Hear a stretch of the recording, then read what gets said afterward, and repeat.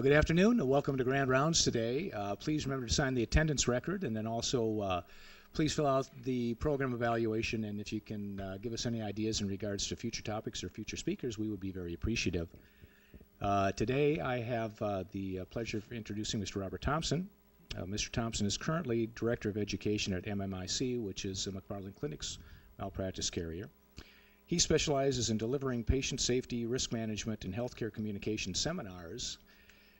He earned his bachelor's degree in business administration from North Georgia College and State University, his Juris Doctorate from the University of Georgia School of Law, MBA from Lincoln University, and his Master of Laws in Dispute Resolution from the University of Missouri School of Law. So today, in addition to being incredibly well educated, he's also quite intrepid as he drove over from Lincoln to join us today and provide us with an update on patient and team communication. And please join me in welcoming Mr. Thompson. Appreciate it. Good afternoon. I feel like I'm back in law school, but I'm on the other side of the wall this time. So this is nice facilities you all have here, and I appreciate the opportunity to be with you. My hope is that some of the tactics and tools that we talk about today are things that you can take back and apply to your practice this afternoon. From a risk management and patient safety standpoint, there seem to be a lot of initiatives that just aren't truly applicable or just don't have the ability to be implemented without taking a whole lot of time or costing a whole lot of money. And so the tactics and tools that I like to talk about are things that don't cost money and that don't take time. So we're going to talk today about patient and team communication. And this has been a topic that has always been on our radar screen from a professional liability standpoint. We understand that issues related to patient communication and team communication lead to patient injuries and lead to malpractice claims. But in the past year and a half or so, we've really been able to pinpoint just how big of an impact those communication issues have on the potential for patient injuries. About a year and a half ago, we formed a relationship with a company called CRICO, and they're the insuring arm for the Harvard system up in Boston, Massachusetts.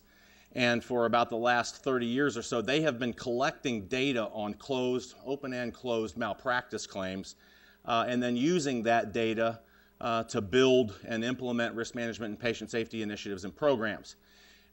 We have always, as an industry, a malpractice industry, collected malpractice claims data, but most of it was financial. So I can tell you how much a case where a patient ended up with a bad back surgery in Oklahoma City cost. But the fact of the matter is that doesn't do us a whole lot of good. Toothpaste is out of the tube by then, right? And so what we found that CRICO had been doing was collecting significant amounts of data on the clinical aspects of care. And so what they were able to do is to take those, the lessons and the material that they garnered, the data on the clinical aspects of these medical malpractice claims, and then build patient safety initiatives out of those. And what they found and what everyone started to recognize was that it was working.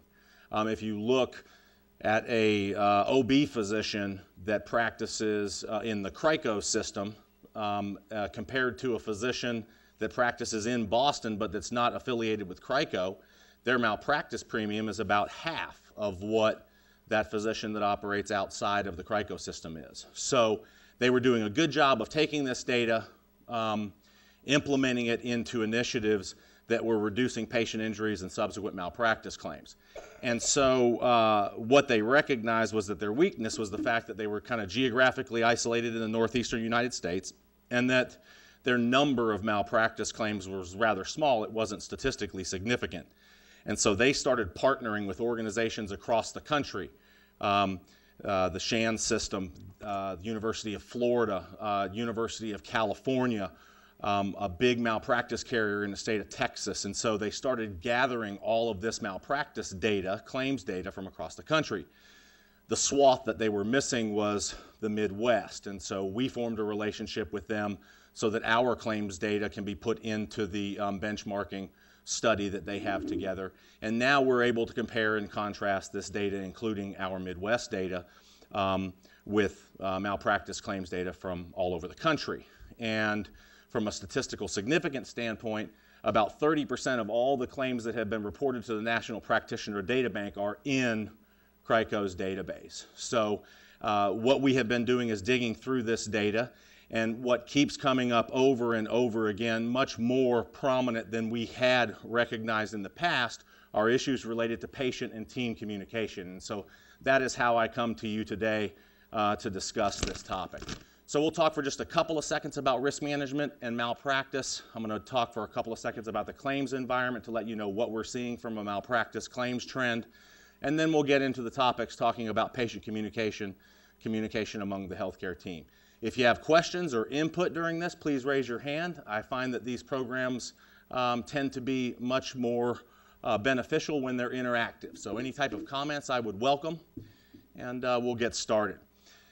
This deals with what we're seeing in the medical malpractice realm today, and if you look at the first 4 data points, the duty, the breach of the duty, the injury, the damages, that's what's necessary for a valid malpractice claim. Legalese, not really important to what we're talking about today, but this last one, what we call malpractice plus, or the X factor, is very significant for us. What we have seen in the last 7 or so years is a shift in the manner in which plaintiffs' attorneys pursue medical malpractice claims. If you looked 10 years ago, the majority of a malpractice claim was based in clinical issues. And that shift that we have seen over the past 7 or so years is looking like plaintiffs' attorneys are focusing more on the service side of medicine, the service aspects of care. And I'll give you an example. So you have a patient who has a mammogram ordered. She goes and has her mammogram performed correctly. Radiologist reads it correctly. The report is produced correctly. And then somehow or another, poof, the report disappears, right? A classic follow-up systems error. What we find is that plaintiffs' attorneys latch on to those service lapses and pursue those much more aggressively than they do the more clinically based type of malpractice claims because they're worth more money. What we see is that the American public, especially as jurists, tend to be rather forgiving of clinical error. They understand that what you all are involved in is the practice of medicine, but they're very unforgiving of those service type errors, the customer service, the service-based issues that come up over and over in medicine.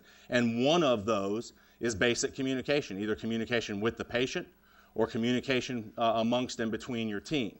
If there's some sort of issue in communication that leads to a patient injury and a malpractice claim, plaintiffs' attorneys pursue those claims very aggressively, and the dollar value of those claims tends to be significantly higher than we would like to see. So that's kind of the focus that we're looking at today. From a claim standpoint, claims frequency today is stable, so that means that the number of malpractice claims that are being filed is just about flat. We had seen a decrease over the last 5 or 6 years where it was going down every year, and it's kind of leveled off to where it's just about flat in today's environment. The flip side of that coin is that claim severity is on the rise, so the dollar value of the claims that are working their way through the system, it has been going up, continues to go up, and we expect that trend, that severity trend, will continue. Nationwide, 1 in 4 jury verdicts exceeds $1.2 million, so it is big money these days. And the protection that we used to see a decade or so ago here in the breadbasket of the country in the Midwest is basically gone. Multi-million-dollar verdicts are not a shock to us in this area of the country like they were just a few short years ago. And we expect that X factor, that focus on the service side of what you all do, will continue to push that severity trend and continue to drive the dollar value of claims in an upward fashion.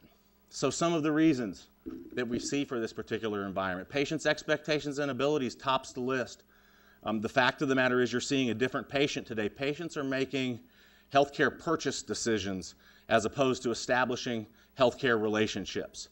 And that has completely changed the dynamic that patients have with their healthcare providers and that doctors and nurses and healthcare providers have with their patients. And it's done. This horse is out of the barn. We're gonna have to deal with this different patient that we see. We're not going to get back to that relationship-based type of medicine that we had come to know.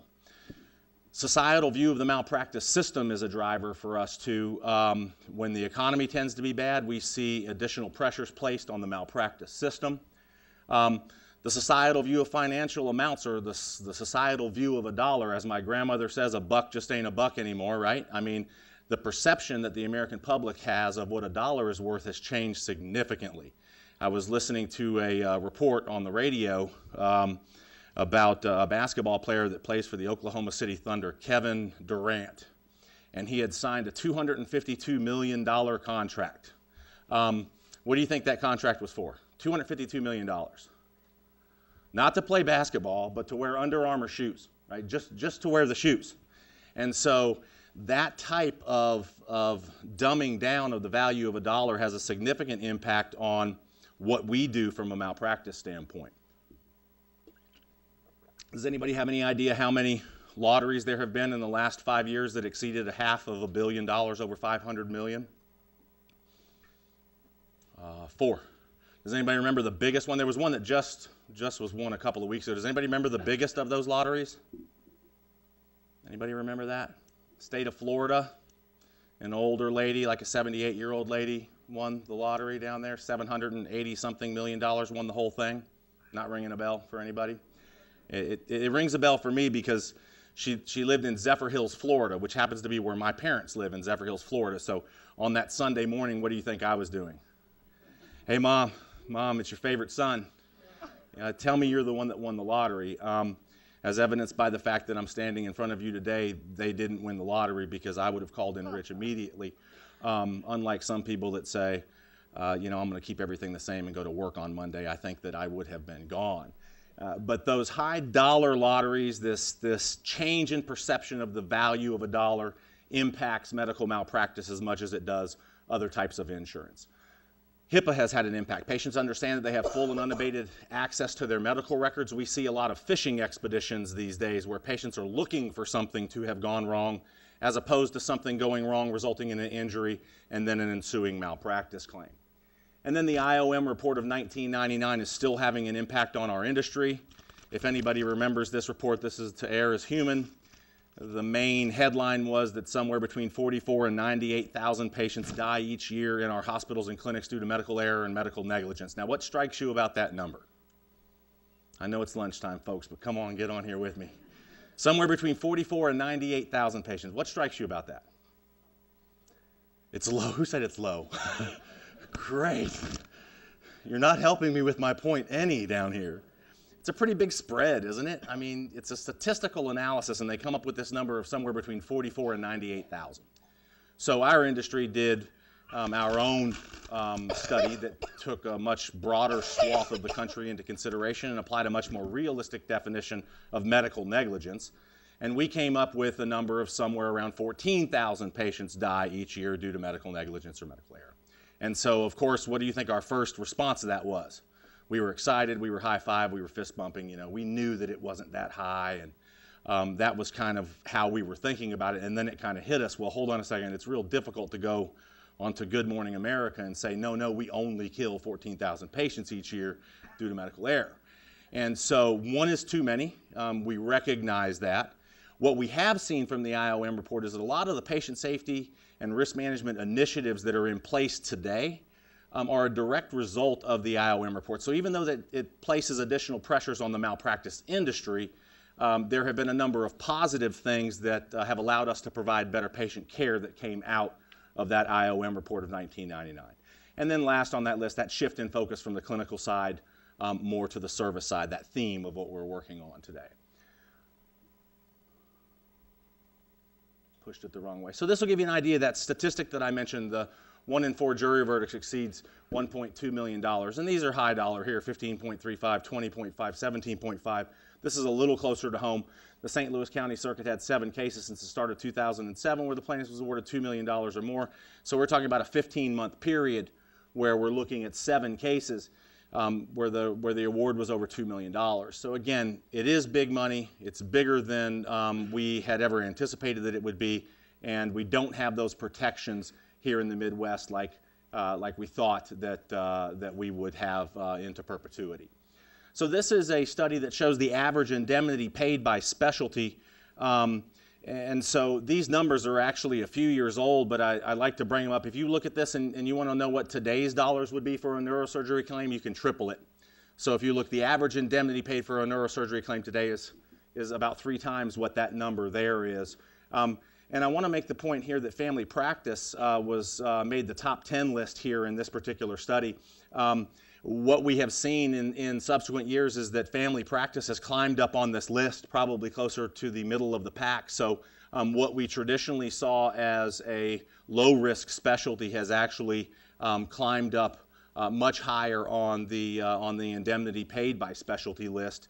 And so that's different for us. We're seeing things that we used to have been able to count on in our industry that are kind of being turned on their head or turned on their ear. Yes, please.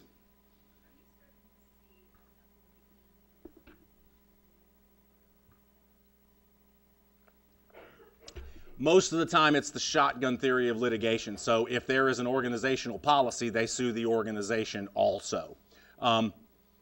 Please.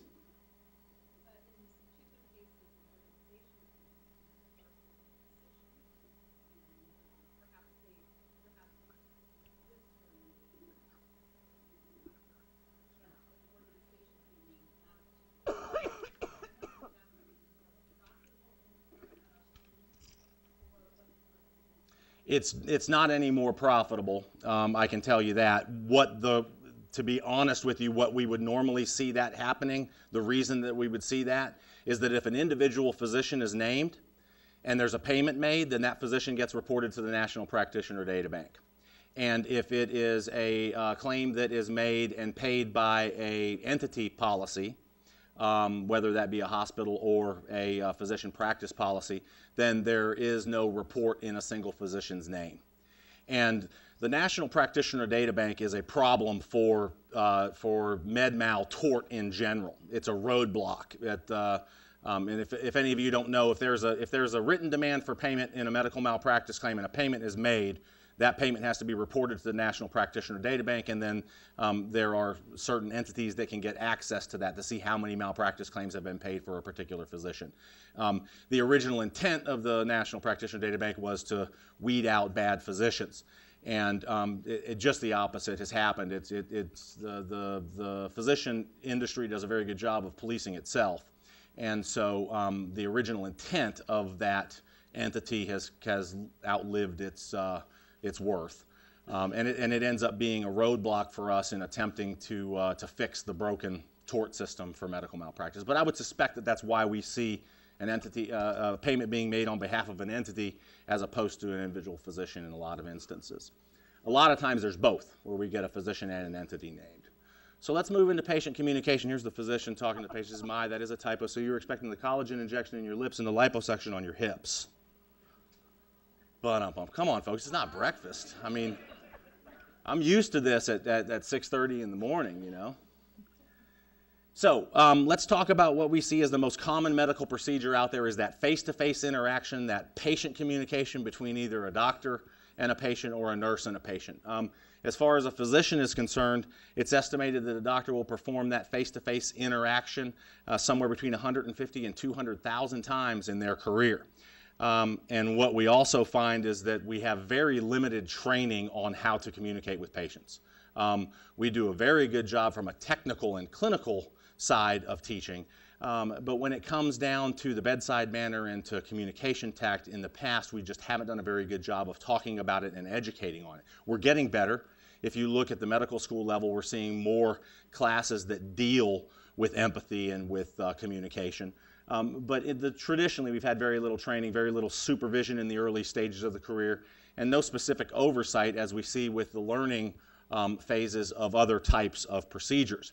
And we know that the quality of an interaction is determined by the quality of the communication. So the better communicator you are, the better that interaction, the better clinical information you're able to garner from that interaction. And I'll give you some examples of that as we get into the program. So patient communication is the single largest contributing factor to medical malpractice claims, and it is rather simplistic. What we find is that patients don't sue doctors and nurses and practices and hospitals that they communicate well with. Where there are those open lines of communication, there tends to be a better relationship, and more importantly, where there are those open and solid lines of communication, patients tend to have better clinical outcomes, and so the chance of a patient injury and subsequent malpractice claims goes down significantly in those practices and in those facilities where we know that there's better communication. What we also see is that these communication tacks involve the entire team, everyone involved, clinical and non-clinical staff. In the office practice setting, it's what we call the 80-20 rule, multi-specialty across the board. The patient's going to spend about 80% of their time with someone other than the physician when they're in the practice. And so the business staff, the front office staff, the back office staff, everyone plays an important role in establishing those lines of communication and in establishing those relationships with your patients. So in virtually all specialties, communication errors or barriers are the main factors leading to malpractice claims, second only to errors of clinical judgment or technical error, what we call actual malpractice. We expect there to be a certain amount of actual malpractice. Clipped, clamped, cut, did the wrong thing, whatever it may be from a clinical standpoint. And so if you look, we're seeing this focus on communication and on patient communication and team communication at all of the major risk management and patient safety organizations across the country. The National Patient Safety Foundation, the American Medical Association, the American Society for Healthcare Risk Management. If you looked at the National Patient Safety Foundation 5 or 6 years ago, most of what they discussed was clinically based. And last year, or 2 years ago actually, I was at their annual conference, and it was much softer. They had moved to the softer side of the science. They were talking about patient engagement. They were talking about communication tacks, because we have recognized just how important the ability to communicate with your patients and to communicate with your team members is to the clinical outcomes of your patients. So even in high-risk procedure-based specialties, where we expect there to be that actual malpractice, we see that communication error plays a huge factor, again, the single largest contributing factor. If you look at OB claims, substandard judgment's the #1 reason leading to medical malpractice claims. Second on the list is miscommunication. If you look at surgery claims, again, high risk, technically based practices, technically based specialties. Technical skills, the first leading reason, clinical judgment is second. Communication right there, third on the list. In some of the other practices, in family practice and internal medicine, we see that communication rises higher on that level. Oftentimes, in general practice, we see that communication is the leading factor, not a contributing factor, but the leading factor. This is from the Joint Commission. In nearly 70% of all sentinel events, communication and teamwork issues are named as the root cause of the event. So again, not a contributing factor, but the main factor leading to this patient injury and malpractice claim. And virtually every medical malpractice claim contains some sort of communication and or teamwork issue or error. And this study kind of plays this out. I like these simple one-question studies. This is an interesting one. They took patients who had become plaintiffs in medical malpractice claims. They paid them for their honesty, and they asked them one question: why did you sue your doctor? And the anticipation in these studies was that financial incentive was going to be at the very top of the list. But we found that that's not the case. And these studies have been repeated multiple times subsequently. The results in all of these studies are virtually identical no matter where you are in the country. Okay? So caregiver attitude comes in at about 35%, and lack of or poor communication comes in at another 35%. That's 70% of all the malpractice claims out there are within the control of the healthcare providers that are dealing with that particular patient. Now, 10% of the patients fessed up and said they did it for the money. And don't get me wrong, that 70% that cited attitude and communication issues, they didn't give the money back, folks. But it wasn't the reason, it wasn't the impetus behind them filing a medical malpractice claim. We hear over and over and over again from patients who had become plaintiffs in malpractice claims that they sued because they wanted to get answers. They sued because they weren't able to communicate with the doctor or with the nurse or with the hospital where whatever happened to them happened. So again, we're talking about 70% of all of those issues are something that we can do something about. We can improve our attitude. We can improve our communication skills. And this is where the clinical side starts to come in. We see that solid physician and provider-patient communication skills lead to these things. Patients who are more engaged in their care, patients who are more involved in their plan of care, patients' willingness to ask questions related to treatment, adherence to a care plan, satisfaction with the care that's provided, lower costs. That one surprised us. What we find is that from a time standpoint and from a financial standpoint, You're much better off when you have open lines of communication. And again, I'll show you a study that kind of hammers that home. Increased trust and loyalty. All of these things that are improved with the quality of communication lead directly to increased quality of the clinical outcomes that your patients experience. So all of these, again, we're talking about something that's unrelated to clinical practice, a communication tact that can have an impact on the clinical aspect of what you all do. So patients are changing too, and this places a little bit more of an importance on how well we communicate with our patients. Patients are more prepared through research, or I usually have it up here, patients think that they're more prepared through research, right? How many of you deal with that patient that comes in from home and they've been at home on WebMD, right? And we thought that this was going to be a positive for us, and we were wrong. And we're really starting to recognize that. The patients don't care that the doctors went to school for 17 years and the nurses went to school for 11 years. They've been at home for the last 2.5 hours on the laptop, and by God, they've got this one nailed. And so what we see is that so often you're backing a patient out of an incorrect self-diagnosis only to get them heading down the correct path. And in a lot of those instances, they're still skeptical. And so that leveling of the information, patients able to look at that type of information, we thought it was going to be a positive. It has been a negative. And when I'm not talking out of both sides of my mouth, we still want to be able to engage patients, but we want that engagement to come from what's left of the relationship that healthcare providers have with their patients. So patients tend to be more challenging of medical opinions than we have seen in the past, again, because of that leveling of the information capabilities. And then last on the list, something that I am seeing more and more importance being placed upon is the fact that your patients are more consumer than patients these days. As I mentioned, we're seeing patients who are making healthcare purchase decisions as opposed to forming healthcare relationships. And so that consumer mentality has a big impact on what you all do on a daily basis. If you'd asked your patients 10 years ago, how much does it cost to go see the doctor, what would they have said? $10, right? Whatever the copay was, right? $10, $20. If you asked them today, do you think they'd have a better idea? Ask me. We've got a $4,000 high deductible plan at our company, so the first $4,000 comes out of our pockets, right? And so I know exactly how much it costs to take a 3.5-year-old to the emergency room now. I had no idea. And so when my wife calls and says, on Sunday night, she's got a fever, and I think I'm going to run her up to the emergency room. And I say, whoa, wait a minute. What about that Tylenol Advil thing? Can we try that out before we go spend $1,400, right? And so that mentality of consumer has had a big impact on what you all do on a daily basis. I'm catching my wire here. I've been known my entire life as a loudmouth, so I don't usually wear a mic, but I'm having to today. So let's see if I can make this play. Das hier ist mein Sektor. Das hier ist das wichtigste Gerät des Küstenwächters. Das Gerät. Überlebensradar.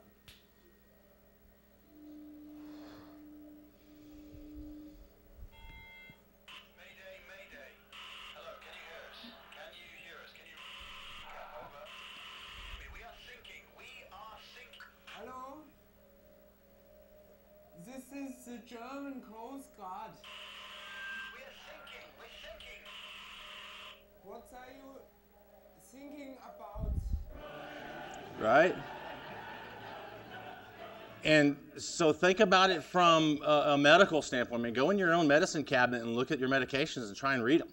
I mean, when we talk about patients who have no idea of how the medical system operates, and then you've got patients who are being bombarded with a wholly separate world of terminology, that places an even stronger emphasis on what we're trying to do from a communication standpoint. So the things that you can do, building a rapport and setting a tone with your patient, eliciting concerns, and then setting the agenda, the 3-step approach to establishing good communication with your patients. I know that these things sound simplistic here, this setting the base and setting the tone part, because they are. These are the basics of customer service, but in the field of medicine, unfortunately, these things go out the window way more often than we would like to think. When you're busy, when you're tired, when you missed lunch because there were more patients on the list or more patients in the hospital, these tend to be the things that suffer. The basics of customer service, being prepared, greeting your patient, making eye contact, shaking hands, introducing yourself, using the patient's or the parent's name, learning everyone in the room's role, smiling and being pleasant, making small talk. Again, these are the basics of customer service. And if Bill's Tires down the road doesn't do these things, they go out of business. What we see in the field of medicine is if we don't do these things, our relationship and communication with our patients tends to suffer. And then we get patients who are disengaged, patients who suffer poor clinical outcomes, and then that leads to medical malpractice claims. We've got to be able to do these things to get started in establishing that communication. Attending to the patient's comfort, acknowledging the wait, if any. You know what the single largest patient complaint in the medical office practice setting is? Wait times. And when you've got a patient who's sitting back in the room who's been waiting there, who's, you know, the entire time, they're 40 minutes past their appointment, they're stewing, they're steaming. And that's all they're thinking about. And what it takes to diffuse that situation is to walk in and say, I'm sorry that we're 40 minutes behind here. I honor your time, I respect your time, and I apologize that you've had to wait. 99% of the time, that completely diffuses the situation. And then the patient is back focusing on their care. They're focusing on what you're talking about. But it's really easy to forget to even mention it when you're 40 minutes behind. And then you get a patient who's sitting there the entire time that you're talking, and what they're thinking is, she thinks that her time's worth more than mine. And so you never get that opportunity to form that relationship. It's the simple things, folks. It's the little things. Conveying a knowledge of the patient's history, the utilization of personal chart notes.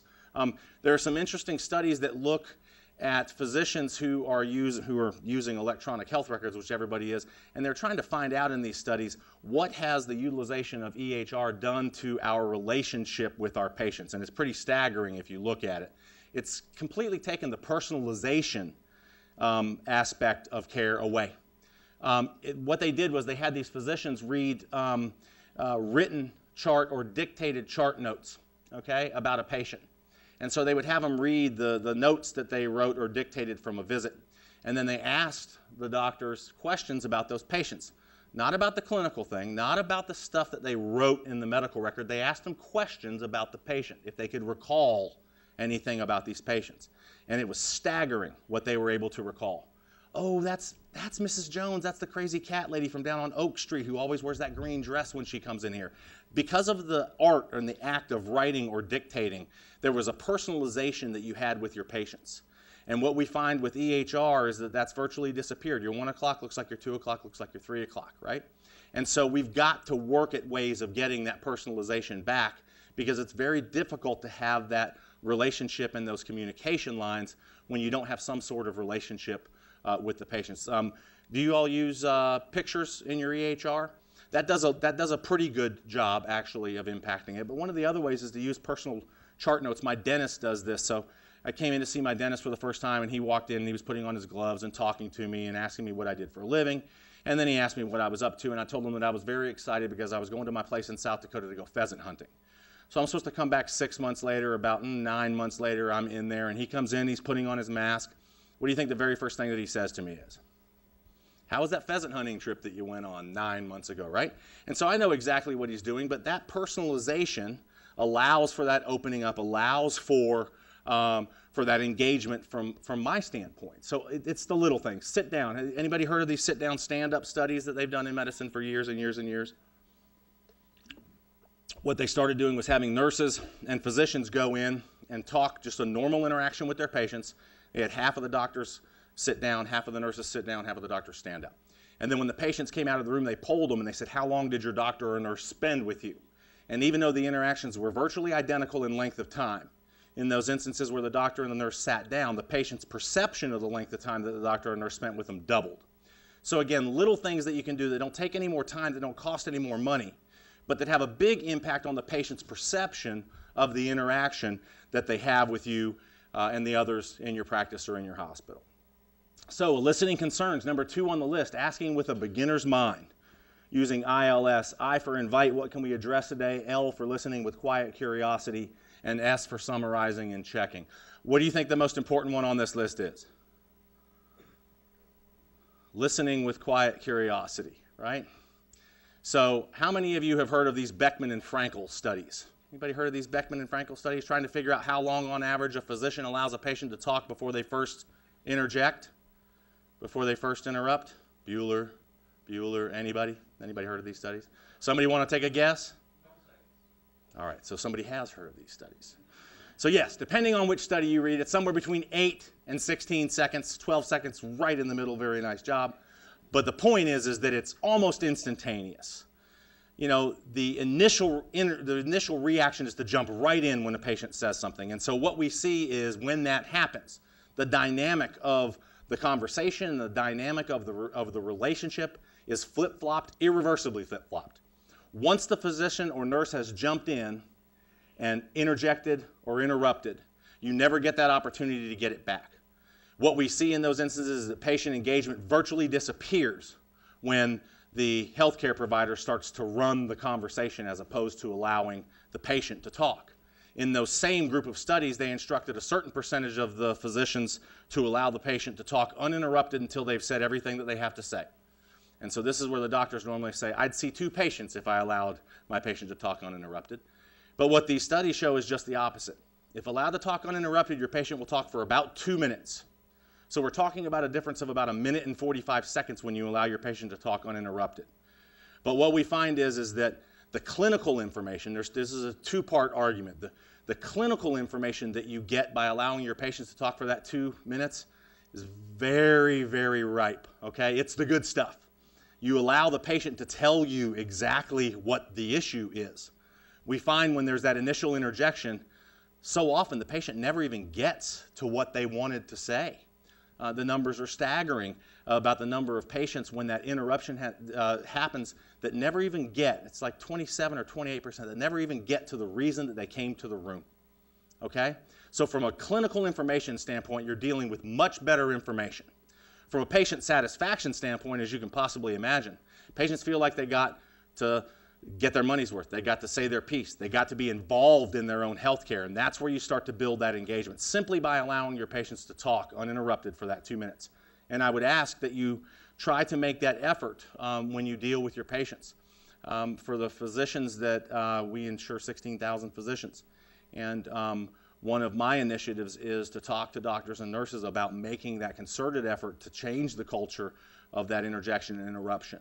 And to a practice, when I have gone back after practices have made the commitment to change, what they find is that they have much better relationships, much better lines of communication with their patients, and they find that patient engagement has just exploded and blossomed when they allow their patients to be involved in their own health care. Additionally, this is where the cost savings comes in. It allows you to shuffle the deck, right?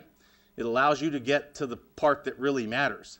I hear so often physicians complaining about a patient that comes in and they say, oh, my elbow, my elbow, my elbow, and so you talk for 13 minutes about your elbow, and then when you go to leave the room, you say, is there anything else that I can address for you today? Oh, well, when I lay down at night, I've got this crushing chest pain, I can't breathe.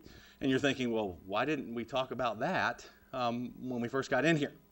And so if you allow a patient to get that information out early, it allows you to prioritize what is the most important clinically. So allowing your patients to talk. On average, in the outpatient setting, a patient will present with 3 to 4 clinical concerns. Getting those concerns out on the table allows for correct prioritization. It avoids that crushing chest pain thing that I mentioned, and it makes you more efficient because you're able to establish what is important, what should we address, what should we actually get to. So this is the setting the agenda, taking that information that you get by allowing your patients to talk and running through this agenda. Avoid that premature diving. Don't jump in early. If needed, ask what else. If you have to prompt patients, ask what else as opposed to fully interjecting.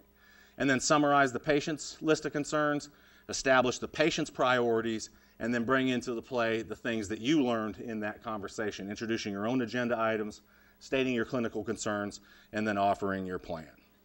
So let's move on to talking about patient and team communication. As a doctor talking to the nurse says, never talk down to patients. I'll be back to explain why when the big hand is on the 12 and the little hand is on the 2. I find so often that the nurses laugh a lot more heartily at that one than the physicians do. What we find is that the nurses and other office staff and hospital staff are the best risk management tools available. They also tend to be a very big exposure.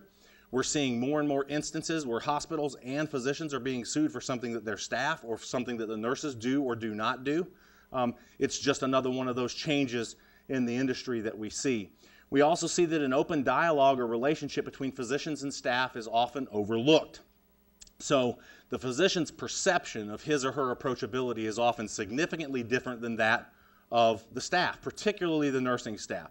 So when I go into an office practice setting, I ask the nurses, I say, do you feel that at any point in time if there was a clinical concern, that you could go talk to any one of the physicians in the practice. And the answer oftentimes is not so much. They don't have that comfort level. But if you ask the doctors and say, do you feel like your staff could come to you at any time? 99.9% of the physicians are like, absolutely, I'm an open book. There's just this inherent stumbling block that has been in medicine for time eternal, and we've got to get past it. We've done a very good job in recent years, but it's still there, and we're getting better at overcoming it. But we still have a lot of work to do. So differing communication styles, particularly between the nurses and the physicians, leads to this. We've seen effective use particularly in the surgical setting, the no pride approach of surgeons who walk into the operating room and say, listen, I don't have any pride invested here. If anybody in this room has any concerns, then I want to be made aware of them. We're a team here. Just that simple act of letting everyone know that there's open communication between the team makes a big difference. The 3Ds is something that the field of medicine has stole from NASA. They've got these guys who are flying these space shuttles, right? And when they get on board, to all the crew, they say, if you see me do anything dumb, different, or dangerous, I want to be made aware of it, okay? This is something where we need to be able to have that conversation. And we're starting to see the impact on clinical concerns related to teamwork and communication between physicians and staff. This is the first study that came out indicating that. I suspect that as we get down the road with being able to slice and dice the data from closed malpractice claims, that we'll see more and more instances of this. So again, a pretty simple study. They asked the nurses to rate the physicians in yellow and the physicians to rate the nurses in blue on a scale of 1 to 5 on the quality of teamwork and communication in your organization. This one happens to be in ICUs, 25 ICUs. But the same exact studies were performed in multi-specialty clinics. The results are virtually identical. So if you look at these over here on the left-hand side of the chart, so in some of these they asked, the doctor said, how do you see the quality of teamwork and communication on a scale of 1 to 5? And the doctors say 5. Perfect. And then you ask the nurses in that same organization and they say about a 2.5. Well, we suspect that there are issues there. And so what we wanted to do was try to correlate those discrepancies in how the perception of the communication and teamwork related to the quality of clinical outcomes that patients experience. And so if you look at the organizations on the right-hand side of the chart, there's 7 or 8 of those organizations where both the doctors and the nurses rated the quality of communication and teamwork as a score of 4 or higher. In those ICUs, your discharge return rates were 5% versus 16% where either rating fell below 4. And how about this next one? From a critical mortality rate, your chance of survival doubled when you were in one of those facilities where the doctors and the nurses both rated the quality of communication and teamwork as a 4 or higher. Again, we're starting to see that correlation between something that is traditionally seen as unrelated to clinical practice. It's a communication tact that has a direct impact on the quality of the clinical outcomes that your patients are experiencing. And so this kind of hammers that thought home. We talk about this crash of United Flight 173 because this was the flight that led to the risk management movement in the field of aviation. They call it crew resource management. And crew resource management is what led to risk management in medicine. We stole a lot of what they initially implemented. And this was the crash that started the movement in aviation. So it was a crash of a DC-9 in December of 1978 where 10 people were killed and 23 people seriously injured. Very experienced captain on board. He had over 28,000 flight hours. And here's how this happened. They took off from LaGuardia and they came into Denver. They landed in Denver and refueled and changed out some passengers, and they went from Denver into Portland, Oregon. So as they came into Portland, Oregon, they were actually on approach, and they got a light in the cockpit that indicated that the front landing gear hadn't locked, okay? Which is, especially for a big plane like this, can be catastrophic. So they, like I said, they were on approach. They powered up and peeled off, put the plane into a rotation around the city of Portland, trying to figure out why this light had come on. So there were 2 co-pilots on board. And the captain asked one of the co-pilots if he could go down and visually inspect the landing gear. Apparently there's a look-through that you can see the front landing gear. So this co-pilot was able to look, and there's a flap that comes over when the landing gear locks. So he was able to see this landing gear. He was able to confirm that, in fact, it was locked. So he came back up into the cockpit. He said, yes, sir, the landing gear is locked. But out of a concern for safety, they took the flight out over the ocean and they dumped fuel because if they did have something untoward happen on on landing. They didn't want there to be a huge fire. So they dumped enough fuel off, came back in. The captain, again, still being concerned about that light, put the plane back into a rotation around the city of Portland, getting ready for this landing that they were going to do. So they kept it in the rotation for an hour and 9 minutes until what happened? So they ran the plane completely out of gas. The reason that only 10 people were killed in this instance is because there was no fire. A lot of people die from fire and airplane accidents. No fire in this one, so only 10 people were killed. This, in the field of medicine, is what we call the phenomenon of hint and hope. If you look at the transcripts from this flight or listen to the black box recording, you'll hear these two co-pilots who are hinting to the captain and hinting to the captain that he's running the plane out of gas, but they're never able to cross that threshold.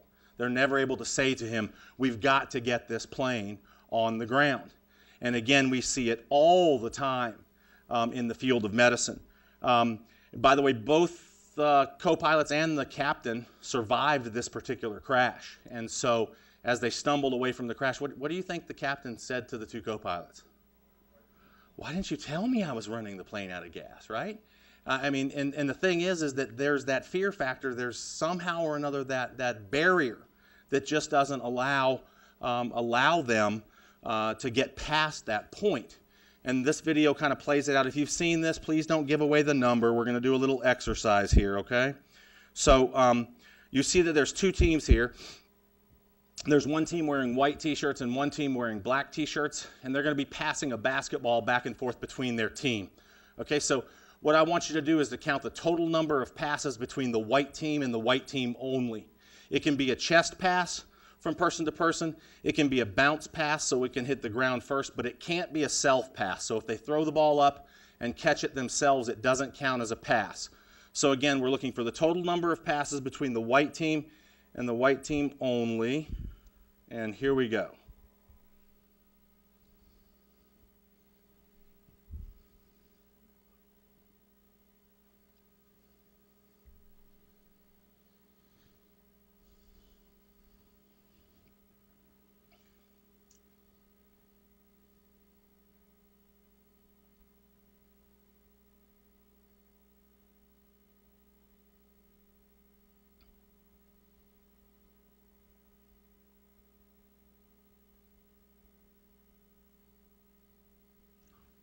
All right, what's the number? Come on. What's the number? How many 18s? How many 17s? How many 16s? Okay, the number is 17. It's the correct number of passes. Now, I was in Sioux Falls, South Dakota giving this program, and there was a lady in the front row, and I said, how many passes? And she said, 32. And so I looked at her, and I, and then I realized that she was serious. And what do you say? It's just like, no, it's not 32. Are you counting both? I mean, how do you get to 32? So the next question is, how many of you saw the gorilla? Really, that's a staggering number of people to see the gorilla. How many of you didn't see the gorilla because you're fixing to? So let's look at it again here.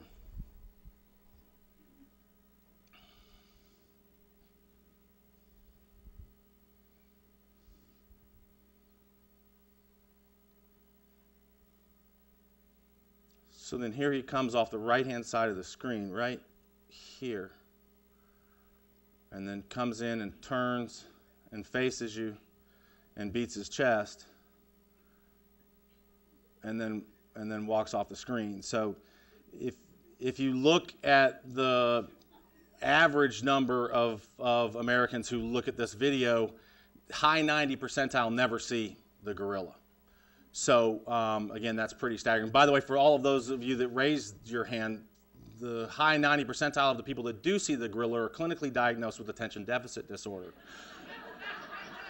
Not joking, not joking. And so often I have people say, that's me, you got me nailed, exactly right. So I do this with physicians because, and it's the truth, they are diagnosed, because I get the Me Too syndrome with physicians where you say, okay, who saw the gorilla? And you get two docs in the room that raise their hand, and then the other doctors are like, well, I guess I saw the gorilla too. And then you get to the end and say, yeah, attention deficit disorder. So the point here is that we've got to have that teamwork where you've got somebody counting the team in black and somebody counting the team in white, right? If you count the number of passes between the black team, you see the gorilla every single time. And we see this happening more and more often in the field of medicine, and the correlation here is that nearly 40% of nurses on a safety attitude questionnaire said that they would be hesitant to speak up if they saw a physician making a mistake. And let me tell you, it's very, not out of spite, not out of anger, just out of, I didn't know how to, I couldn't get past that point. And so it happens to us in depositions where you go to take a deposition and the nurse says, I saw it happening. And I wasn't able to cross that threshold and to shut it down. So again, we actually have a name for it. We call it the phenomenon of hint and hope. So we see that there are some ways to keep this from happening altogether, and one of the best ways is to implement what we call a critical language policy. And that's one key word that conveys to everybody in the room except for the patient that there's an issue. And the example, the word that a lot of our practices in hospital use is the word clarity. So if at any point in time, particularly in procedure-based medicine, if anyone has a concern, there's a non-punitive policy that allows them to say, I just need a little clarity here. And then everybody in the room recognizes, let's take a step back here, let's stop for a second and look at what's going on. And so that one word, it's real easy to say clarity. It's real difficult to hem and haw about the fact that the pilot's running the plane out of gas, right?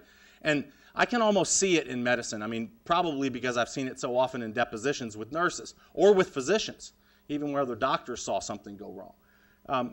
But in that airplane crash, those guys were on the plane with him, right? I mean, it's just one of those things where you would think that this would be fairly simple. Anybody read Malcolm Gladwell here? Anybody read Outliers by Malcolm Gladwell? He talks about this in Outliers, if you'll recall. The South Korean airlines in the late 80s, where they were dropping 747s out of the sky. I mean, seemed like every other week they were having a plane go down. And what they recognized was it was the exact same type of phenomenon because of the cultural issues in South Korea, where the captain of the ship was the captain. And so the co-pilots were outside when the captain came on and they bowed to him as they got onto the airplane. Well, then it's real hard to question that person once you get up there.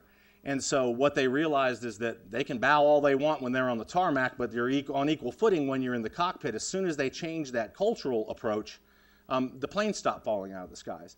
And so this is one of those little things that we can do from a teamwork standpoint that not only avoids that phenomenon of hint and hope, but really starts that process of true team building, particularly between the nursing staff and the physicians. So one of the last things we'll talk about today is jousting. Then what jousting is making critical or negative comments about the care of other providers. We see this, if you'll notice, remember the study that I showed you on the patients who became plaintiffs in malpractice claims. Most of those studies show that about 7 or 8% of all malpractice claims are directly attributed to another healthcare provider making some sort of negative comment. And it creates a significant amount of dissension in the medical community, interferes with direct trust relationships that you have not only with the people that you work with, but also with your patients. And as I mentioned, it does directly cause malpractice claims. So it can be unintentional, intentional, or nonverbal, but that type of banter going on. We do medical record reviews across our entire territory, 16 states, and we see this type of banter all the time. I was dealing with a case when I was working in Atlanta, and these are actual comments out of the medical record. I know that they're over the top. They're not your proper type of example, but I'll make my point with them. So the nurses wrote in the medical record that Dr. Jones was called repeatedly, and as usual, he ignored every page. And then the very next entry on that particular item was Dr. Jones, and he wrote, despite the best efforts of nursing staff, the patient survived, barely. So when we got this medical malpractice case, we thought that we had an altered medical record because we're looking at it and we couldn't find any significant clinical issue. We couldn't find any medical negligence. And so we thought that we had an altered record, and the plaintiff's attorney, who was so hell-bent on pressing this case, had the actual record. And so we brought in a nurse attorney to review the medical record, and the nurse immediately picked up on this type of banter. And so she found this example, and then in digging deeper, we found example after example. And the point is that the plaintiff's attorney, even though this case was completely defensible from a medicine standpoint, was willing to pursue this case to the end just because of this type of banter. The theory being, if you can put up on a screen at trial showing a scenario where the two people on the good side are pointing the finger at each other, the plaintiff's attorney's job gets pretty simple. So again, we see this type of banter all too often in our practice, and we've got to make sure that if you do have that type of jousting going on, that you're willing to pick up the phone and put an end to it. I find that in medical communities, utilizing the risk manager in the hospital setting is a wonderful way to intervene if you're seeing that type of banter. So last on our list is what I call orienting your patients. I think this is probably one of the most overlooked risk management tools available to you, particularly in the office practice setting. What we find is that patients aren't actually able to judge how well you do what you do from a clinical standpoint. They judge you on the personal interactions and on the communication capabilities that they have with you and those in your office. And most patients don't understand how a medical office or how a hospital operates. They have no idea. So you all go to work in whatever setting you go into on a daily basis, and it's a well-oiled machine for you because it's a well-oiled machine. You get how your office or how your hospital or your department runs. But patients, they just don't get it. It seems like a chaotic mess to them. And so simply explaining to a patient what they should expect from your average visit. Mrs. Jones, we're going to take you in the back. We're going to take your blood pressure, your temperature, and your weight. We're going to put you in a treatment room. The lab technician's going to come in and draw blood, or you're going to have to give us a urine sample. Whatever the basic explanation of what a patient should expect from that office visit or from their visit to the hospital should be explained to the patient every single time and every single patient. And we don't do a very good job of this, and so often patients tend to be floating around without a whole lot of direction. What we find is that if you'll simply orient them, if you'll tell your patients what to expect and how long it should take and give them the basic flow of the office or basic flow of the department, you start to instantly get that patient engagement, which allows those lines of communication to open up. And then last is monitoring the wait times and giving updates when appropriate. It's not the wait, but the not knowing. Again, the single largest patient complaint, particularly in the outpatient setting. Looks like it's time to go back to glamour shots, huh? So I'd be happy to answer any questions if you have them. I appreciate your time. I know that you guys are in a position where where your schedules are tight, but I appreciate you taking some time to come listen to this. I'm a retired physician who's now a patient. I have two doctors, and as you know, exam rooms all have computers in them now. One of the doctors looks at the computer about half the time and me the other half. The other doctor ignores the computer entirely. I have totally different feelings leaving those two rooms. Yep. Just an observation. It is, and the suggestion there is to make a quick comment about the fact that, especially if you're typing in the room, you have to have some eye contact with your patient. And but the brief explanation of Mrs. Jones, we've moved to an electronic health record, and so I have to type while we're going, but I'm listening to every word that you say. It takes 6 or 8 seconds to make that. It completely changes the patient's perception. I had a call when I was working for the company in Missouri, and it bounced around from person to person and finally landed on my desk, I guess, as a person of last resort. It was an elderly lady on the phone, and she was mad, and she said, "I want to sue my doctor." And I said, "Well, wait a minute now. Let's kind of try and figure out what's going on here. What seems to be the problem?" She said, "2 times I've been to see this young whippersnapper, 2 times. And both times that I was in there, he played a video game the entire time I was in there." And this was about 6 or 7 years ago, so this was early implementation phase at the clinic setting. And so I'm sitting there listening to her, and I'm thinking, what a jerk, right? And then it kind of hit me what she was talking about. And they had moved to an EHR. There was 0 explanation to this patient. Again, it's an example that's over the top, but you can play that out and extrapolate that out to how a patient feels about the interaction that's going on when it's all here as opposed to being some sort of interaction with the patient. Any other comments or any other questions? Well, again, I appreciate your time. Thank you.